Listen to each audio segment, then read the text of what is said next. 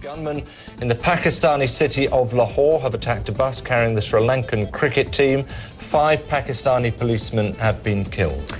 2 members of the Sri Lankan team have suffered bullet wounds. Several others have sustained minor injuries.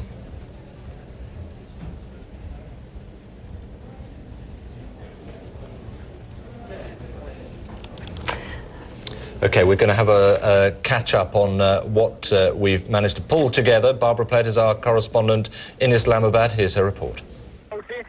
A dozen masked men armed with rifles, grenades and rocket launchers opened fire on the bus as it was heading to a stadium for the 3rd day of a test match.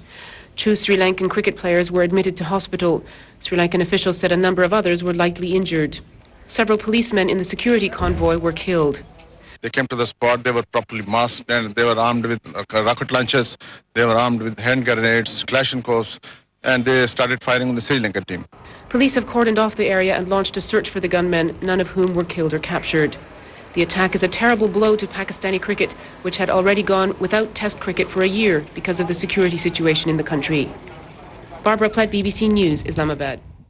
Some sort of parallels with what happened in Mumbai, as opposed to looking towards Sri Lanka and Tamil Tiger sources. From your reading of this, do you see any sort of parallels or any links between what's happened here and what happened in Mumbai?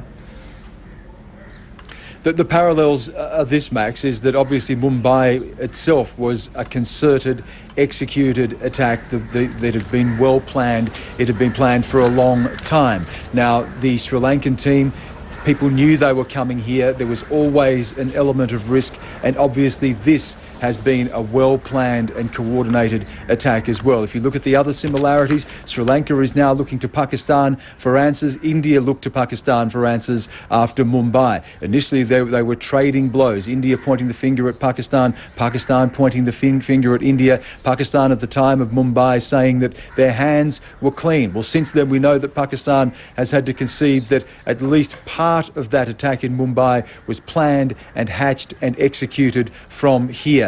Only time's going to tell exactly how this investigation unravels, but clearly some of the hallmarks of Mumbai we can see again here in the fact that it was coordinated, they were well armed, this had been well planned, and now of course it's up to authorities to find out who may have been behind it, Max.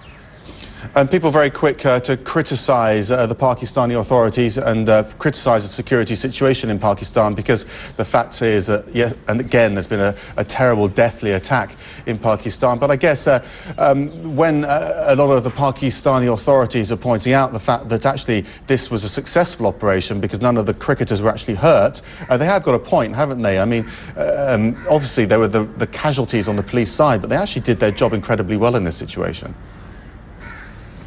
Well, that's what we've been hearing. If you're listening to some of the witness reports, that the security forces acted calmly and bravely. They have been applauded for the way that they acted this morning. As you say, testament to that is the fact that none of the Sri Lankan players were in fact killed. Sadly, a number of police officers did lose their lives in this attack. We've also heard from witnesses who have seen the Sri Lankan players that they have reacted calmly as you could expect in an instance like this, and now the Sri Lankan government is moving it, bringing them back home. Obviously, this tour has been cancelled, but you can't have enough security in a place like Pakistan. No matter how secure you are, it is not impregnable. We've seen the attacks on the Marriott Hotel, bombings of embassies. We've seen foreigners being kidnapped, the assassination of Benazir Bhutto. It is a dangerous place. There are a lot of groups with a lot of weapons. It is impossible to provide 100% security, but as you pointed out, the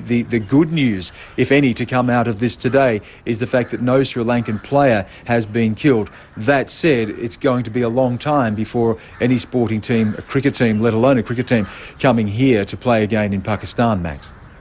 Yeah, we'll be speaking a bit in a moment with Don Riddell about that. Thank you very much, Sam, for joining us from Islamabad. We're getting conflicting reports, by the way, on the number of injured players. We understand there have been at least 5 players who have been wounded. None of the injuries at this point, though, are life-threatening. This is the list of the injured Sri Lankan players we're talking about right here. Right-hand bat, Mahala J.R. Wardine, left-hand bat Kumar Sangakkara, Jantha Mendes and the batsman Taranga Purana Vitana, who has reportedly been shot in the chest, and Thilan Samara Weera are the only two who have been hospitalised. Head coach Australian Trevor Bayliss also sustained minor injuries. But officials say Samara Weera is the worst injured. He's been the star on this tour, really. Only yesterday he scored his second successive double century, which is a very rare feat. Of course, we'll continue to monitor the conditions and bring you updates as soon as we can on this. Well, Sri Lanka had already taken India's place in this test match. India pulled out after the Mumbai attacks. Sri Lankan team members have said they were satisfied with the security measures in Pakistan. Charlie Austin manages 6 of Sri Lanka's players and shared his take on all of this danger. Shot. They're just recovering at the moment, but thankfully the players involved have only received minor injuries, and so no serious damage. But they're obviously shocked and keen to leave Pakistan and get home with their families as quickly as possible. As a manager, it must be very difficult to try to I guess, when you're working with players who, in a team that is actually going to be playing in a country that many other teams refuse to play in. What is going through your mind?